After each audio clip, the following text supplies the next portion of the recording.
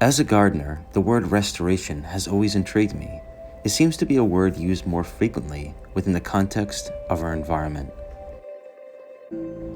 It seems as though that the word restoration can have different meanings across multiple disciplines. To an ecologist, it could be about restoring the delicate relationships of organisms to their particular environment. Perhaps to an environmentalist, restoration is about repairing the degradation to our natural world, a social movement designed to repair, prevent, and acknowledge the damage that our global civilization has had.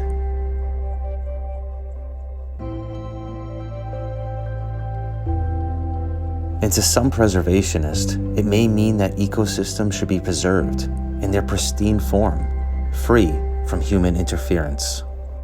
Although, there could be a problem with the word pristine. Pristine wilderness is a socially constructed idea that has not always taken into account the human experience in the environment. This idea of pristine wilderness was developed in a time and place by a group of people who saw humans as separate from nature, a psychology of exclusion rather than of integration.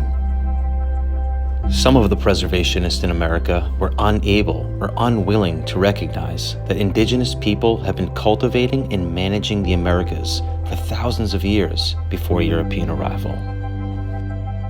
Well before what we would call civilization, our ancestors across the globe developed a deep connection to managing their environment.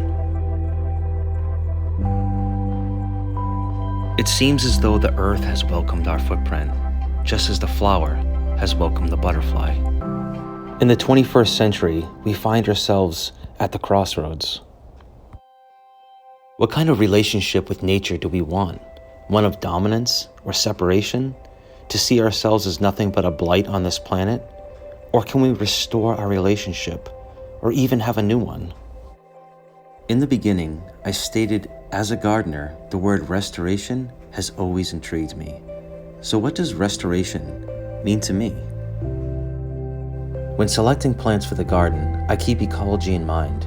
To witness an animal complete its life cycle, or just to allow space for life, no matter how small, is deeply rewarding.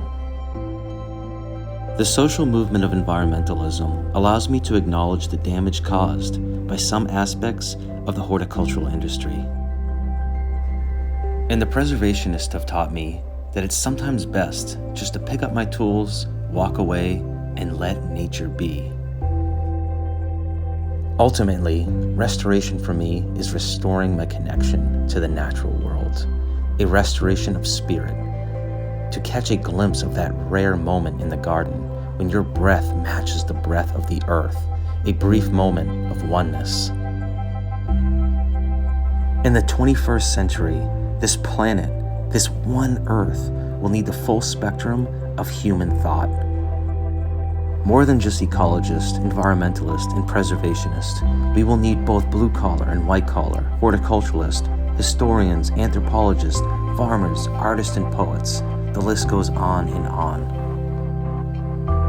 All of us have something to offer. Interdiscipline is the new discipline. By working together, we may find the true meaning of restoration.